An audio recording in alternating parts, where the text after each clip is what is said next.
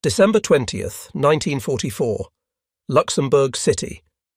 The telephone line crackled with barely suppressed fury as General Omar Bradley gripped the receiver, his knuckles white against the black bakelight.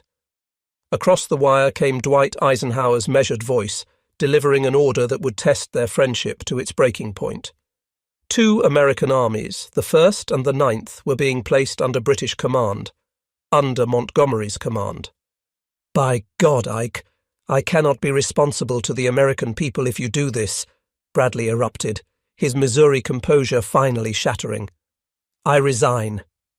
The Supreme Commander's response came cold and precise. "Brad, I, not you, am responsible to the American people. Your resignation therefore means absolutely nothing." Bradley paused, made one more protest, then fell silent. This moment, buried in the chaos of Hitler's Ardennes offensive, crystallized 3 years of mounting American frustration with a British field marshal who seemed determined to prove he alone could win the war. Bernard Law Montgomery, Victor of El Alamein, hero of Britain, had become the most divisive figure in the Allied command structure. But the question that haunted American headquarters from Tunisia to Germany was simpler and more damning. Why did a coalition fighting for survival against Nazi tyranny find itself torn apart not by the enemy, but by the personality of one man? The answer lay not in a single incident, but in an accumulation of moments, decisions and clashes that began in North African sand and ended in the mud of northwest Europe.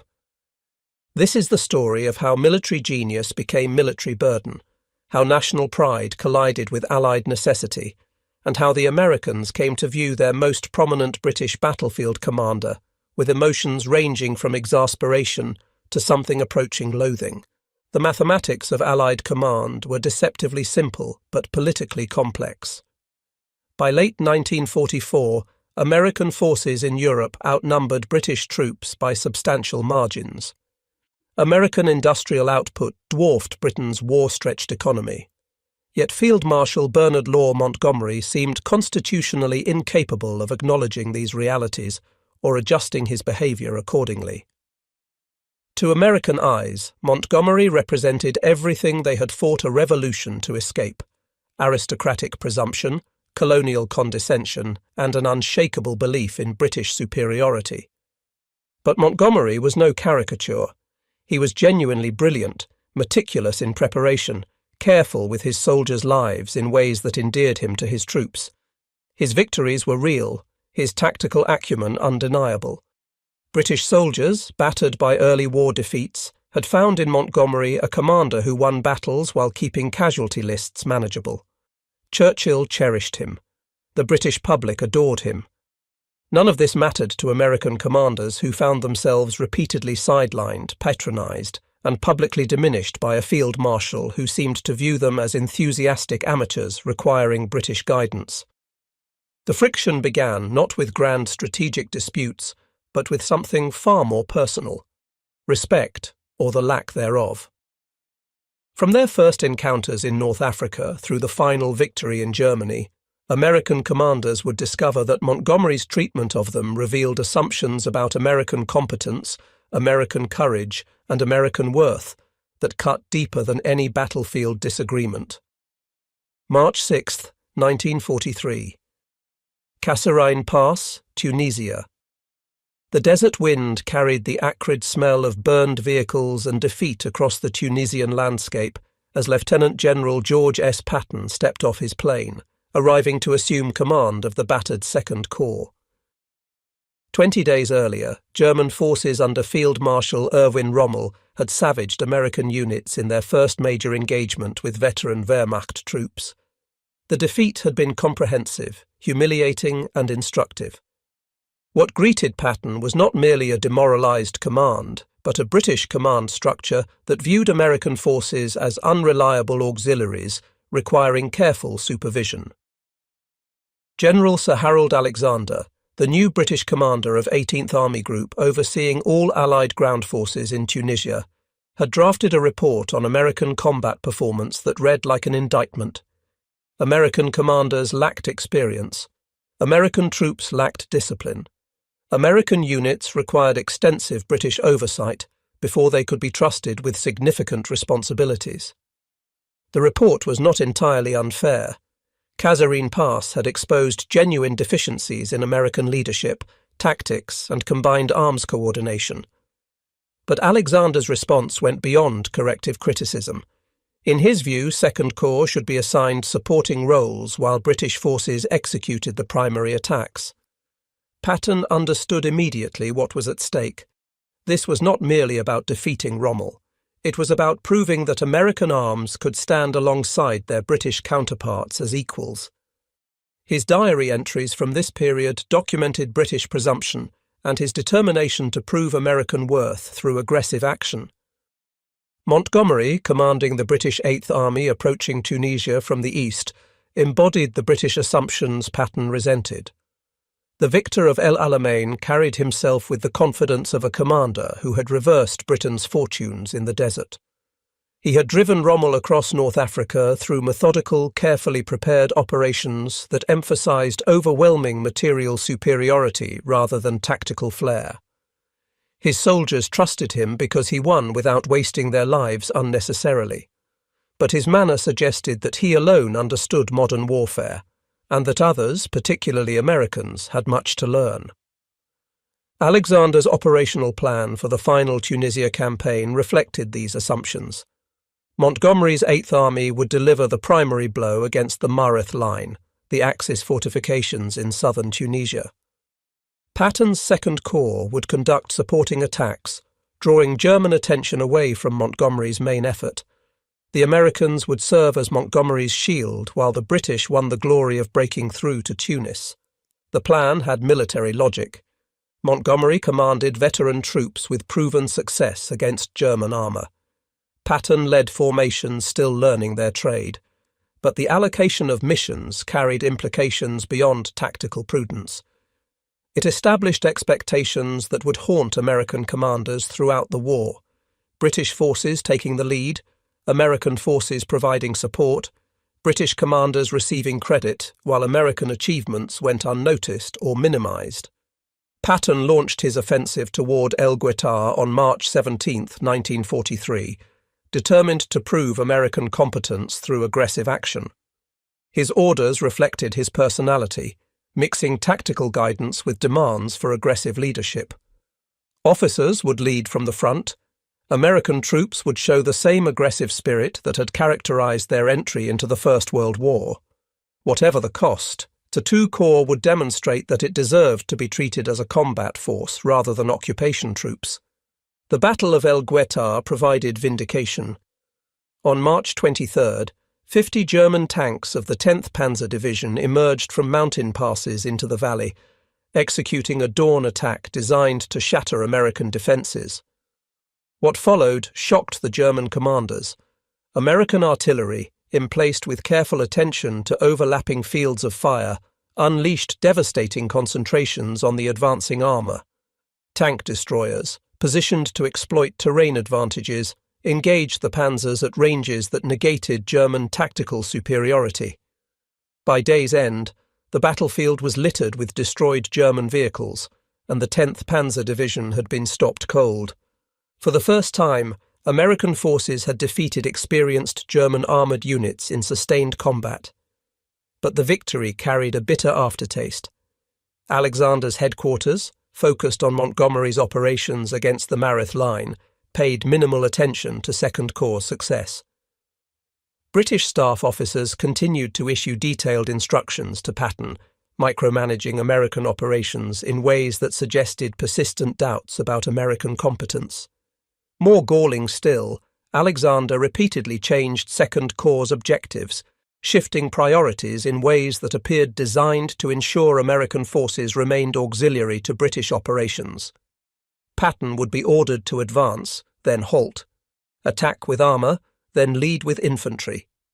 Each change disrupted American operations and signalled that Second Corps existed primarily to facilitate Montgomery's plans, rather than to achieve independent objectives.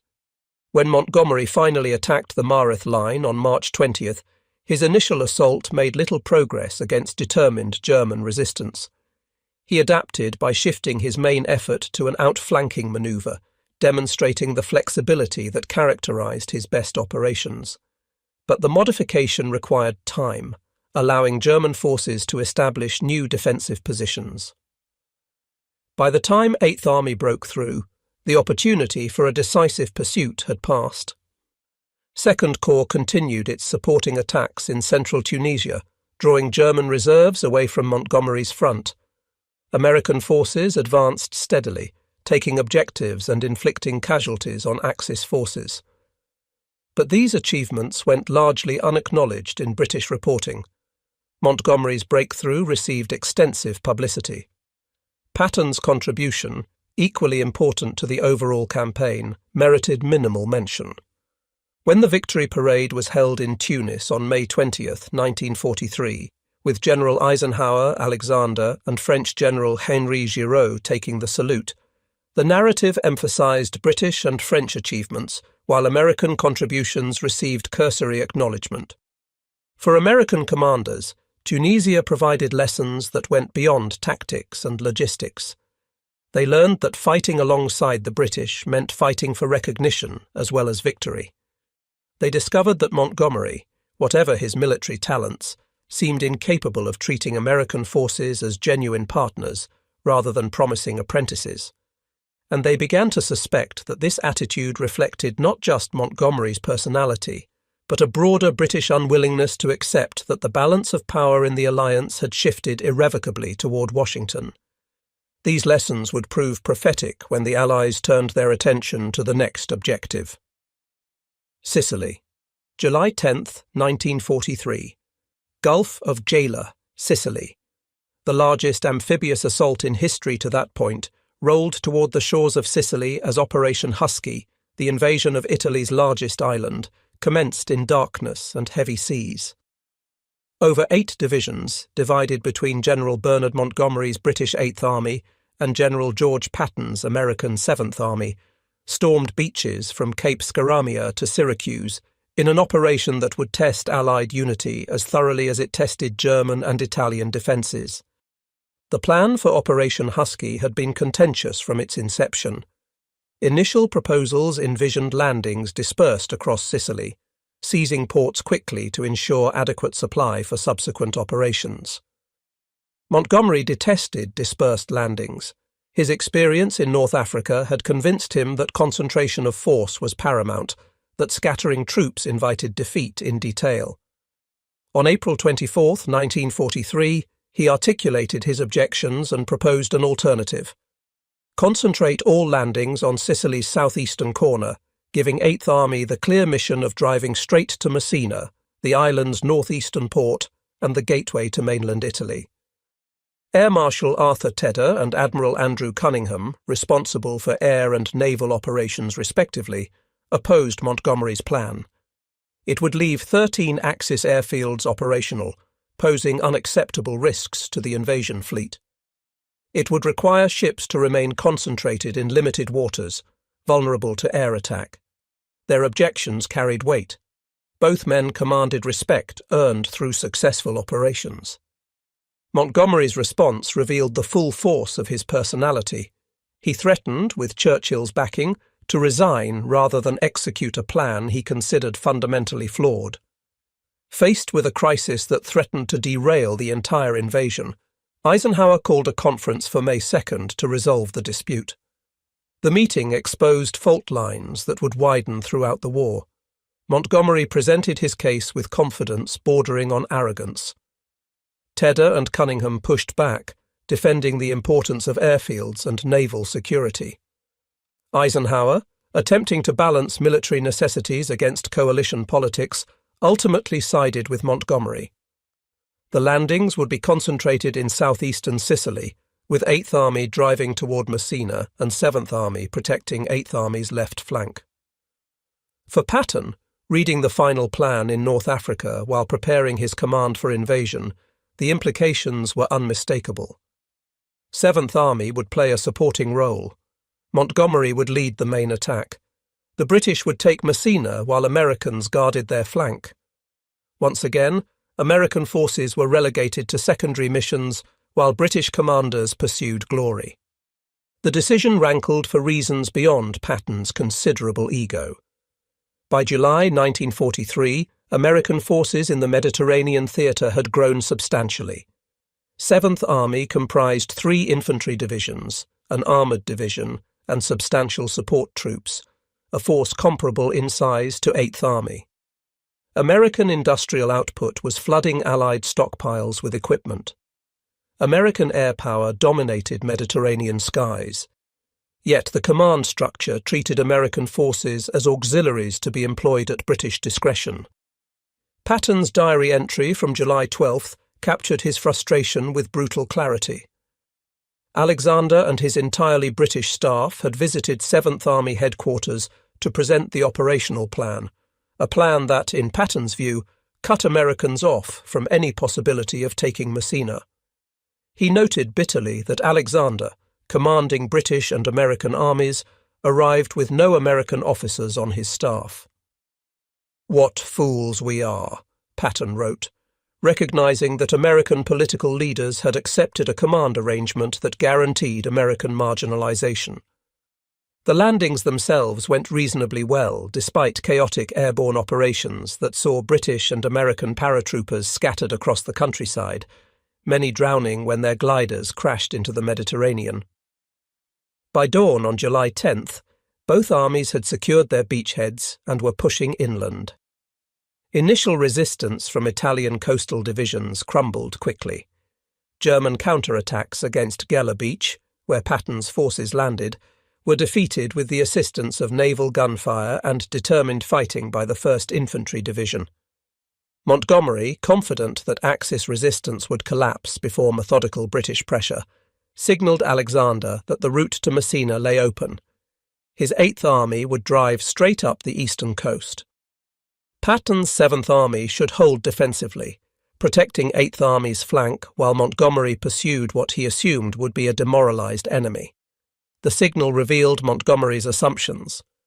British forces would deliver the knockout blow, American forces would provide security.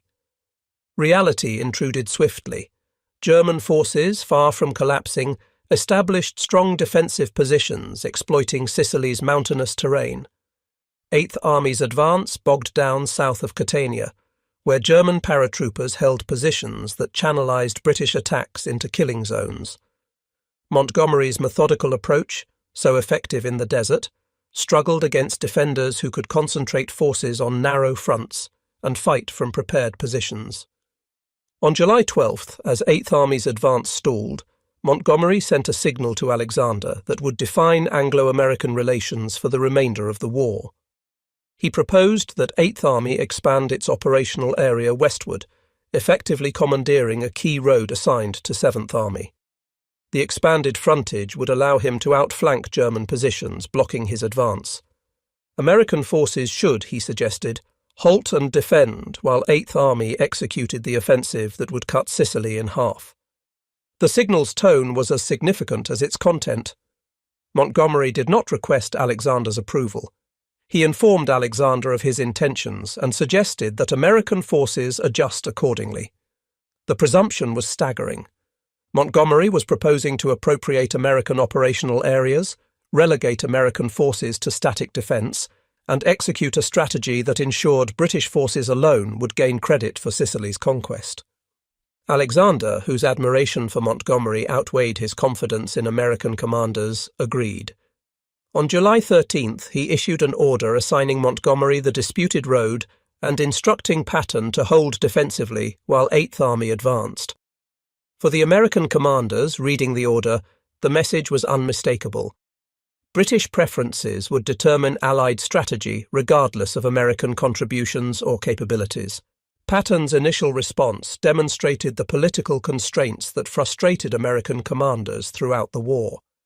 Despite his fury, expressed in diary entries comparing Montgomery to an arrogant prima donna and Alexander to an incompetent sycophant, Patton formally accepted the order without protest. He understood that Eisenhower, commanding Allied forces in the Mediterranean, could not afford open revolt by subordinate commanders. Coalition warfare required compromise and accommodation, even when compromise meant swallowing justified anger. But Patton had no intention of allowing 7th Army to sit idle while Montgomery pursued victory. If Alexander would not assign Americans a primary mission, Patton would create one. He flew to Alexander's headquarters on July 17th carrying a map and a proposal. Rather than defend passively, 7th Army would drive northwest toward Palermo, Sicily's capital and principal port. The operation would cut the island in half, trap Italian forces in western Sicily, and secure port facilities that would ease American supply difficulties. Alexander, perhaps surprised by Patton's initiative, or simply relieved to see American aggression directed away from Montgomery's operations, approved. The decision fundamentally altered the Sicily campaign. Rather than a single British advance up the east coast supported by American defensive operations, the Allies would now conduct 2 separate drives. Montgomery would continue pushing toward Messina from the south and east. Patton would race to Palermo, then turn east and drive toward Messina along Sicily's northern coast. What began as a strategic adjustment rapidly became a personal competition. Patton, determined to prove American capabilities and reach Messina before Montgomery, drove his command with characteristic intensity. 7th Army moved with a speed that shocked both allies and enemies, covering rugged terrain at rates Montgomery's methodical approach could never match. Just 12 days after landing, American troops entered Palermo on July 22nd, capturing Sicily's largest city and a major port. Montgomery, meanwhile, continued grinding against German defences south of Mount Etna. His progress was measured, professional, and increasingly irrelevant to the campaign's outcome. German forces, recognizing that Sicily could not be held, had begun preparing for evacuation to mainland Italy. The question was no longer whether the Allies would conquer Sicily, but which Allied army would reach Messina first and claim the symbolic victory. The race to Messina revealed character as much as capability. Patton pushed 7th Army to the limits of endurance, demanding relentless advance regardless of obstacles or casualties. His corps commanders, accustomed to his style, drove their divisions hard. American engineers repaired roads and bridges with remarkable speed. American infantry marched through heat and mountainous terrain at paces that left support units struggling to keep pace. Montgomery's 8th Army, facing stronger opposition on more difficult terrain, advanced methodically. British commanders, trained to minimize casualties and husband resources, refused to risk disasters in pursuit of speed. The contrast illustrated fundamental differences in American and British military cultures. Americans, with vast manpower reserves and industrial capacity, could afford tactical risks and heavy casualties. British, fighting since 1939 with dwindling manpower and exhausted economy, could not. But the race was also personal. Montgomery's public statements and private correspondence revealed that he considered 8th Army's mission more important and more difficult than 7th Army's operations. American success in reaching Palermo from Montgomery's perspective demonstrated nothing significant.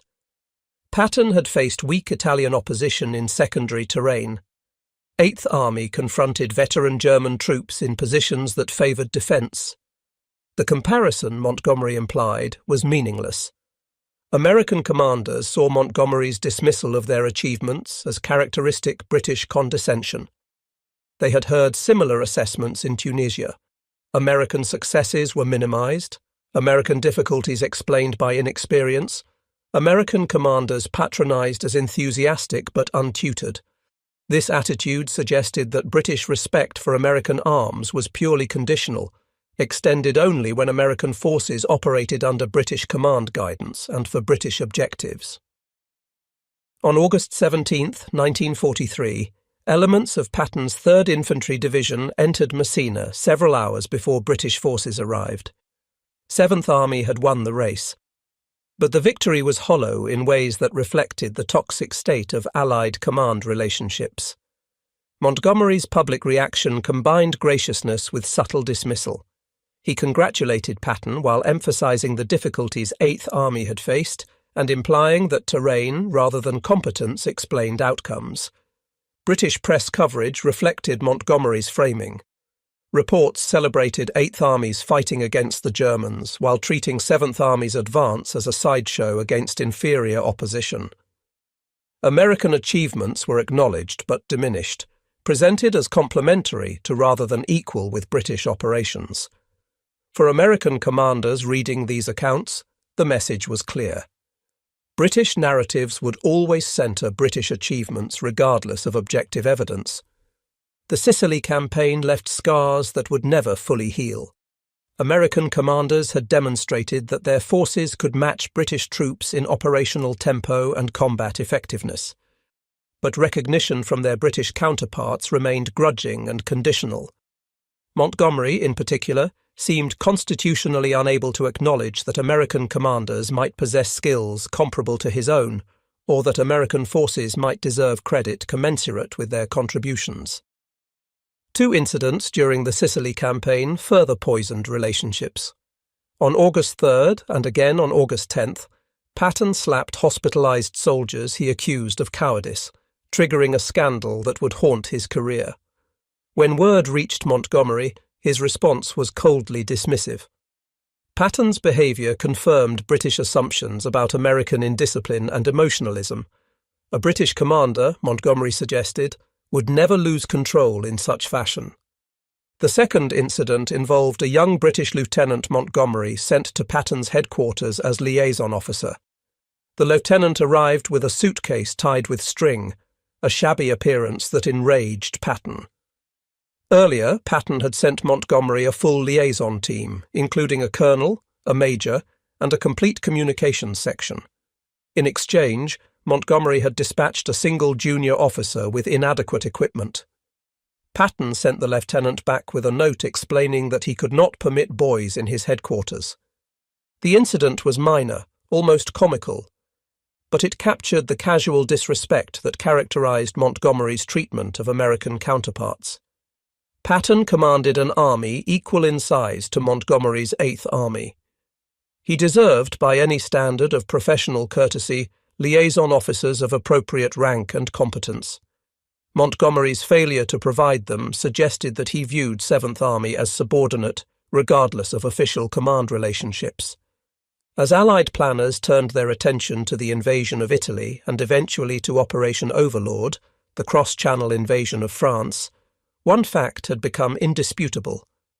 Bernard Montgomery viewed himself as the preeminent Allied battlefield commander and expected deference from American subordinates accordingly. That American commanders increasingly viewed Montgomery as the primary obstacle to genuine Anglo-American partnership seemed not to register with the British Field Marshal, or perhaps it simply did not matter. September 1st, 1944, Northern France. The Allied breakout from Normandy had shattered German defences in France, sending Wehrmacht forces reeling eastward in headlong retreat.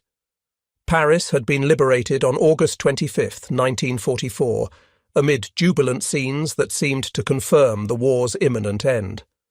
From Normandy beaches to Belgium, Allied armies pursued defeated enemies across terrain where, just months earlier, German forces had appeared unbeatable. Victory, perhaps by Christmas, seemed within grasp. For Field Marshal Bernard Montgomery, recently promoted and basking in the glory of Normandy's success, the moment demanded bold action. He had commanded all Allied ground forces during the Normandy invasion, a responsibility that, combined with his earlier victories in North Africa and Sicily, confirmed his status as Britain's greatest battlefield commander. Now, with German armies in disarray, Montgomery saw an opportunity to end the war with a single decisive thrust. But September 1st also brought a change that Montgomery resented with barely concealed fury. General Dwight Eisenhower, the Supreme Allied Commander, assumed personal command of all Allied ground forces. Montgomery, who had exercised operational control of both American and British armies during Normandy, was now reduced to commanding 21st Army Group, the British and Canadian forces fighting in northwest Europe. His American counterpart, General Omar Bradley, commanded the 12th Army Group comprising the American 1st, 3rd and 9th Armies. The change was inevitable. American forces in Europe now outnumbered British and Canadian troops substantially. American logistics sustained Allied operations. American air power dominated European skies. American industrial capacity provided the material foundation for Allied victory. Political reality demanded American command of a coalition that had become overwhelmingly American in composition. Montgomery understood the politics, but accepted neither the necessity nor the implications. In his view, dispersing command authority among multiple headquarters diluted the decisive leadership that victory required. Eisenhower, whatever his political skills, lacked the battlefield experience to direct ground operations effectively. The Supreme Commander's role, Montgomery argued with increasing stridency, should be limited to political and logistical coordination. Operational command should remain concentrated in the hands of a single ground forces commander, someone with Montgomery's proven battlefield credentials. The proposal had one obvious beneficiary, Montgomery himself, but the Field Marshal presented his case as military necessity rather than personal ambition. Eisenhower's planned strategy, advancing into Germany on a broad front with multiple armies attacking simultaneously, was, Montgomery insisted, strategically unsound. It dispersed resources, prevented decisive concentration, and guaranteed that the war would drag into 1945. Montgomery's alternative was characteristically bold and characteristically self-centered. Rather than a broad front advance, the Allies should concentrate forces for a single powerful thrust into northern Germany. This thrust would cross the Rhine, seize the Ruhr industrial region, and drive to Berlin before German forces could establish coherent defences. Montgomery would, naturally, command this decisive operation, with American forces providing support and protecting flanks. The proposal's military merits were debatable. A narrow thrust deep into Germany would create an elongated salient vulnerable to counterattack. It would require abandoning operations elsewhere, allowing German forces to concentrate against the advance. It depended on capturing bridges intact and maintaining supply lines over hundreds of miles of contested territory. Most fundamentally, it assumed that German resistance had collapsed to the point where a rapid advance would face minimal opposition. But the proposal's political implications were unmistakable. Montgomery was asking American political leaders to subordinate their armies to British command for an operation that would ensure British forces, under British leadership, delivered the decisive blow ending the war. He was requesting that American troops serve as Montgomery's shield while the British Field Marshal achieved final victory, and he was demanding, in effect, that Eisenhower surrender operational control to a subordinate who made no secret of his contempt for the Supreme Commander's strategic judgment. Eisenhower, attempting to balance military necessities against coalition politics, compromised. He would not concentrate all forces for Montgomery's northern thrust, but he would give Montgomery priority for supplies and authorize a limited operation to seize bridges across the Rhine in the Netherlands.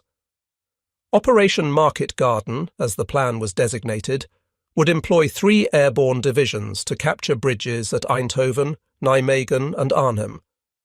British ground forces would then advance rapidly across the captured bridges, establish a bridgehead over the Rhine, and position themselves for subsequent operations into Germany. For American commanders, particularly Bradley and Patton, Montgomery's latest scheme confirmed their worst suspicions. The Field Marshal was once again attempting to relegate American forces to supporting roles while British troops pursued glory. He was demanding supplies that might otherwise sustain American advances in central France, and he was proposing an operation whose risks seemed wildly disproportionate to potential gains. Patton, commanding Third Army driving toward Germany through eastern France, exploded when he learned that fuel allocations were being shifted to Montgomery. His army had demonstrated during August that aggressive American operations could advance faster and further than cautious British movements. Third Army was approaching the German border and the Rhine River. Yet Eisenhower was halting American operations to resource a British field marshal whose track record suggested methodical caution rather than operational boldness. Bradley, normally more diplomatic than Patton, shared his subordinates' frustration. Montgomery requested resources, threatened dire consequences if denied, and received priority regardless of American needs or achievements. The politics of coalition warfare, Bradley recognized, guaranteed that British demands would receive sympathetic hearings, even as American forces provided the bulk of Allied combat power. September 17, 1944. The Netherlands. Operation Market Garden commenced with the largest airborne operation in history. Over 35,000 American and British paratroopers dropped from transport aircraft and glided into Dutch fields, tasked with seizing bridges before German forces could destroy them. British ground forces, led by XXX Corps, began advancing north along a single highway, racing to relieve airborne units before German counterattacks overwhelmed them. The operation failed comprehensively. Intelligence had detected German armour units near Arnhem, the northernmost objective, but these warnings were dismissed. Airborne forces landed too far from their objectives, allowing Germans to organise defence. The single highway became a death trap, with British armour unable to advance quickly or manoeuvre off roads bordered by marshland. German resistance, far from collapsing, intensified as Wehrmacht commanders recognised the threat and rushed reinforcements to the battle. At Arnhem Bridge, British paratroopers under Lieutenant Colonel John Frost held one end against overwhelming odds for days, expecting relief that never came. XXX Corps, stalled by German counterattacks and unable to bypass destroyed bridges, never reached Arnhem. By September 25, when the operation was abandoned, over 17,000 Allied troops had been killed, wounded or captured. The Butcher's Bill included roughly 6,400 paratroopers who had landed at Arnhem, most now dead or prisoners. The failure was total. The Rhine remained uncrossed. German defences in the Netherlands solidified. Allied momentum, which in early September had seemed unstoppable, dissipated in Dutch fields and along a highway the British would later call Hell's Highway. And the opportunity to end the war in 1944 evaporated in what would prove to be Montgomery's most catastrophic mistake. American reactions combined vindication with anger. Patton and Bradley had opposed Market Garden, arguing that its risks outweighed potential benefits. They had suggested that resources allocated to Montgomery's scheme would be better employed continuing American advances toward Germany. Their objections had been dismissed, overruled by political necessities and Montgomery's insistent certainty. Now, with Market Garden's failure undeniable, American commanders felt entitled to some satisfaction that events had confirmed their judgment. But satisfaction was overwhelmed by fury at Montgomery's response to the disaster. Rather than accepting responsibility for an operation he had conceived, planned, and commanded, Montgomery characterized Market Garden as 90% successful. The bridges at Eindhoven and Nijmegen had been captured. Allied forces had liberated substantial Dutch territory. That Arnhem, the operation's primary objective, had not been secured was presented as a minor setback in an otherwise triumphant campaign. The claim was breathtaking in its dishonesty. Market Garden's purpose was to establish a bridgehead over the Rhine. This had not been achieved. The operation had cost over 17,000 casualties for no strategic gain. Yet Montgomery was declaring victory, rewriting failure as success through sheer force of personality. American commanders recognized the maneuver for what it was: Montgomery protecting his reputation at the cost of truth. When Montgomery succeeded, credit was his alone. When operations faltered, explanations involved inadequate resources, insufficient support, or others' failures. Personal responsibility for setbacks was conspicuously absent from Montgomery's narrative. But Montgomery's most egregious offence was still to come. In the aftermath of Market Garden, as Allied operations transitioned to grinding advances against strengthened German defences, Montgomery began publicly criticizing Eisenhower's strategy. The broad front approach, he argued in comments to British press and in signals to Churchill, had squandered the opportunity for decisive victory. Had his plan been adopted, had he received the resources and authority he requested, the war would be over. The critique ignored inconvenient realities. Montgomery had received substantial resources for Market Garden. The operation's failure resulted from flawed planning, intelligence mistakes, and underestimating German capabilities rather than from inadequate support. But Montgomery's narrative transformed operational incompetence into a missed opportunity supposedly caused by others' strategic short-sightedness. For American commanders, Montgomery's deflection confirmed that the field marshal would never acknowledge personal error. Every setback became someone else's failure. Every success was his triumph. This pattern suggested not just vanity, but something more corrosive, a fundamental incapacity for honest self-assessment that made Montgomery dangerous to Allied unity, even as his tactical skills remained valuable.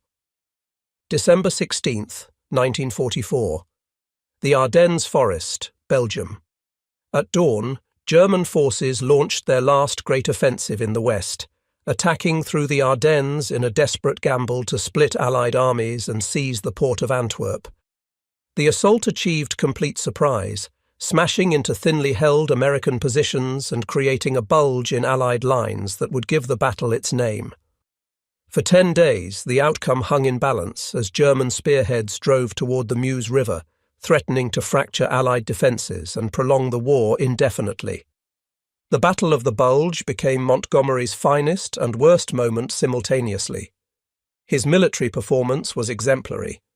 When Eisenhower transferred command of American 1st and 9th Armies to Montgomery on December 20th, the Field Marshal immediately imposed order on confused defensive operations. He positioned British reserves to defend the Meuse crossings.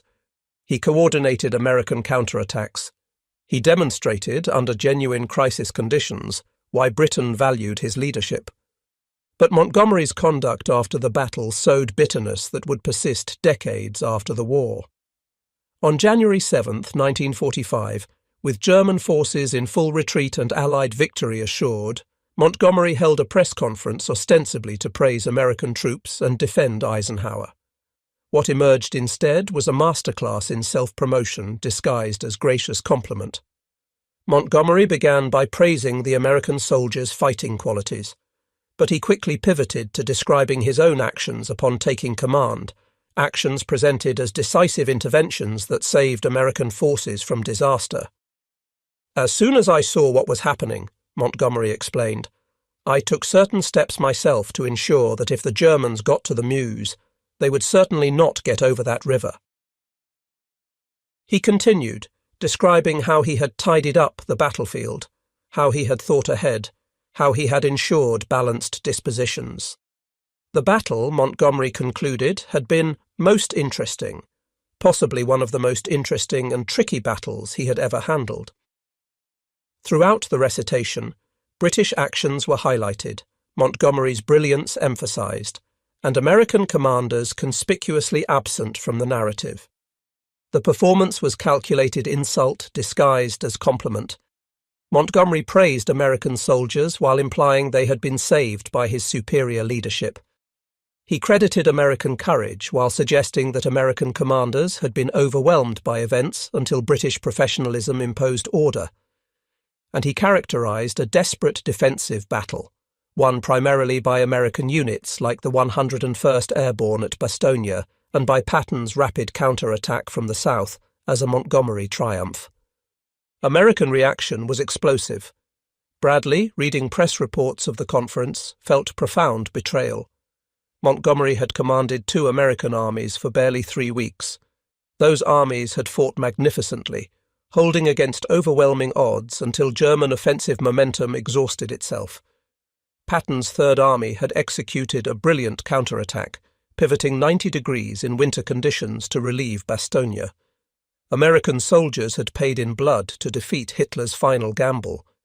Yet Montgomery's narrative minimized American contributions and elevated his own role to central importance. This was not merely vanity. It was historical theft, an attempt to rewrite American victory as British rescue. And it was, American commanders recognized, Montgomery's authentic view of events. He genuinely believed that his intervention had saved American forces. He saw nothing inappropriate in claiming credit for a battle won overwhelmingly by troops he had commanded for less than a month. The press conference triggered something close to command crisis. Bradley called Eisenhower furious beyond diplomatic constraint. He could not, he declared, serve under Montgomery. If Eisenhower intended to give the British Field Marshal permanent command of American forces, Bradley would resign. The ultimatum was not idle threat. Bradley, normally the most diplomatically skilled of American commanders, had reached his breaking point. Eisenhower, recognizing that Allied unity hung by a thread, attempted to calm Bradley while privately drafting a message to the combined chiefs of staff. In it, he stated plainly that he would request Montgomery's relief unless the Field Marshal apologized and ceased his public criticisms. The war had been won, Eisenhower implied, but whether the alliance survived victory remained uncertain. The crisis was resolved only after intense British pressure forced Montgomery to recognize his error.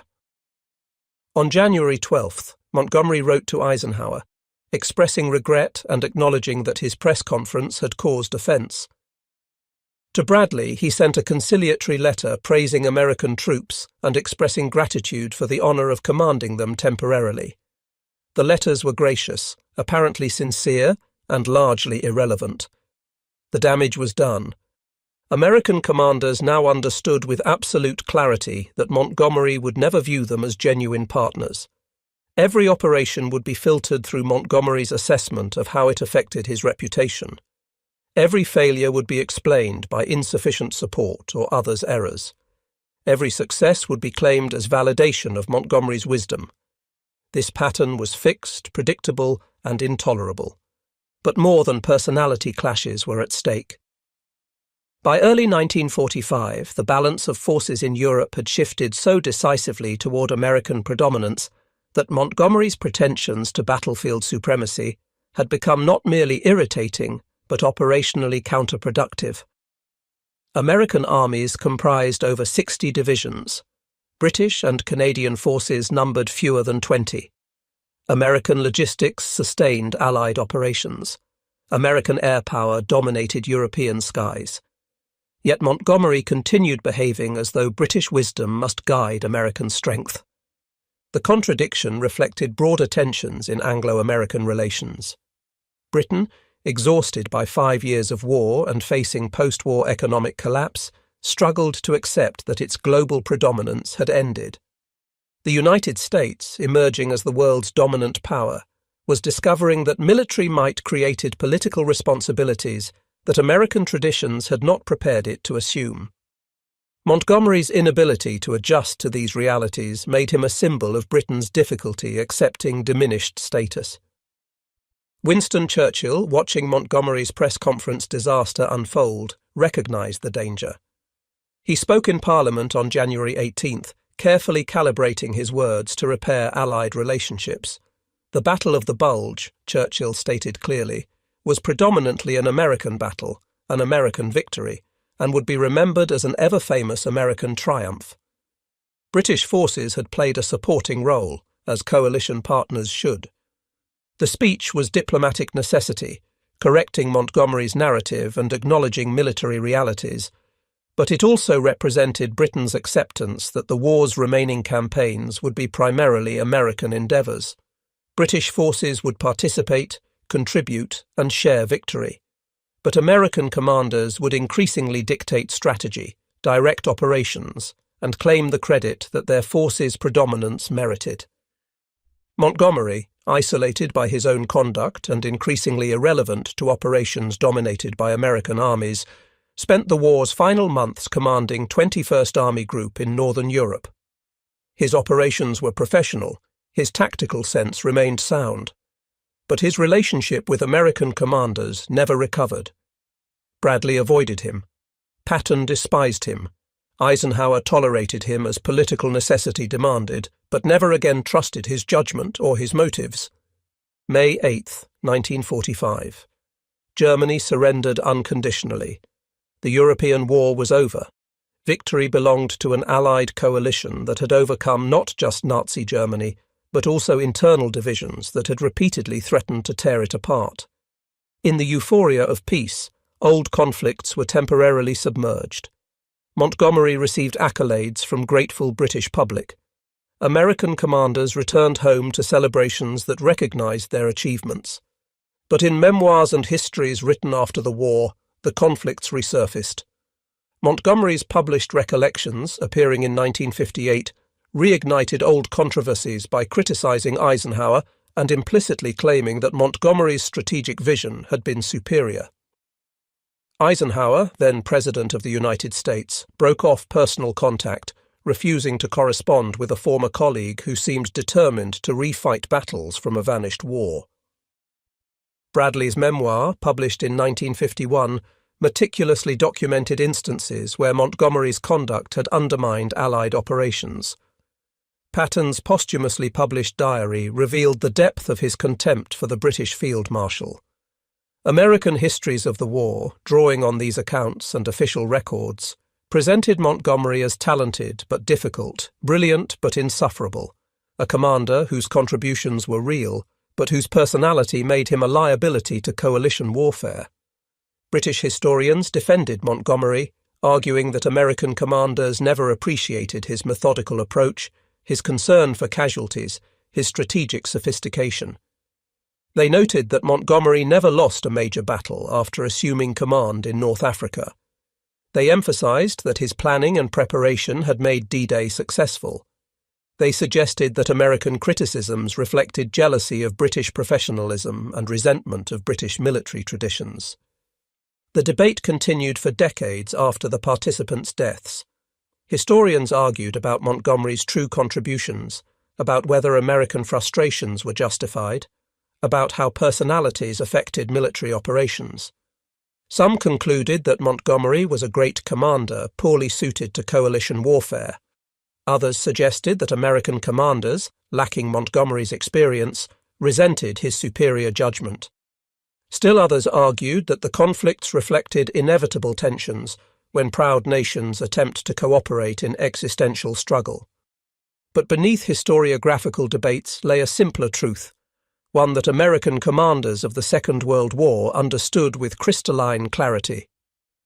Bernard Montgomery, for all his talents, could not treat American forces as equals. Whether this incapacity reflected personal arrogance, cultural prejudice, or British determination to maintain fading supremacy remained debatable. What was indisputable was that Montgomery's conduct poisoned Allied relationships and created unnecessary obstacles to coalition warfare. The American experience with Montgomery provided lessons that outlived the war. Future coalition operations would be structured to prevent personality conflicts from undermining military effectiveness. Command arrangements would be designed to ensure proportional representation and prevent any nation from dominating simply through superior confidence or historical precedent. And American military culture would internalize wariness of allies who confused partnership with subordination. For the Americans who fought alongside Montgomery from Tunisia to Germany, the Field Marshal represented what they believed they had left behind in 1776. The assumption that British wisdom must guide American strength, that colonial enthusiasm required metropolitan sophistication to succeed, that New World energy needed Old World experience to avoid disaster. They discovered that battlefield excellence, industrial might, and military success could not overcome cultural assumptions rooted in centuries of British global dominance. Montgomery never understood this. To his death in 1976, he maintained that his wartime conduct had been appropriate, his criticisms justified, his strategic vision superior to alternatives. He remained convinced that Eisenhower's leadership had been inadequate, that American commanders had lacked his professional competence, that the war could have ended sooner had his advice been followed. American commanders who survived him offered different verdicts. They acknowledged Montgomery's tactical skills, but questioned his strategic judgment. They praised his careful preparation, but noted that wars are won by boldness as well as caution. They conceded his concern for casualties, but observed that Montgomery's caution sometimes allowed enemies to escape destruction. And they concluded, with near unanimity, that Montgomery's personality made coalition warfare more difficult than necessary. The final assessment belonged to Eisenhower, writing years after the war. He acknowledged Montgomery's abilities, but noted the field marshal's complete inability to understand the political dimensions of coalition command. Montgomery, Eisenhower concluded, was a man whose military talents were undeniable, but whose lack of diplomatic sensitivity made him unsuited for senior command in Allied operations. It was perhaps the most devastating critique possible, not that Montgomery lacked military competence, but that his virtues were overwhelmed by vices that undermined the very cause he served. In coalition warfare, where personality affects effectiveness as profoundly as tactics or strategy, Montgomery's incapacity for treating allies as partners made him not merely difficult, but dangerous. The Americans learned this lesson through bitter experience, from North African sand to German mud. They discovered that military alliances require more than shared enemies. They demand mutual respect, acknowledgement of partners' contributions, and willingness to subordinate ego to collective purpose. Montgomery, whatever his other qualities, could not meet these requirements. And in that failure lay the answer to why the Americans hated Monty. Not because he was British, not because he was cautious, but because he made them feel like colonial auxiliaries in a war they were winning, soldiers whose blood mattered but whose judgment did not, allies valued only insofar as they facilitated British glory. That memory outlasted Montgomery, outlasted the generation that served with him, outlasted even the Cold War alliance that grew from wartime cooperation. It served as permanent reminder that technical excellence cannot substitute for human respect, that battlefield brilliance means little if it alienates those whose cooperation victory requires. Bernard Montgomery was many things: brilliant tactician, careful commander, British hero. But to the Americans who fought alongside him, he was also a cautionary tale about the limits of military genius divorced from diplomatic wisdom. The question was never whether Americans recognized Montgomery's talents. They did. The question was whether Montgomery could recognize theirs. He could not. And in that failure of imagination lay the roots of a bitterness that no amount of shared victory could overcome.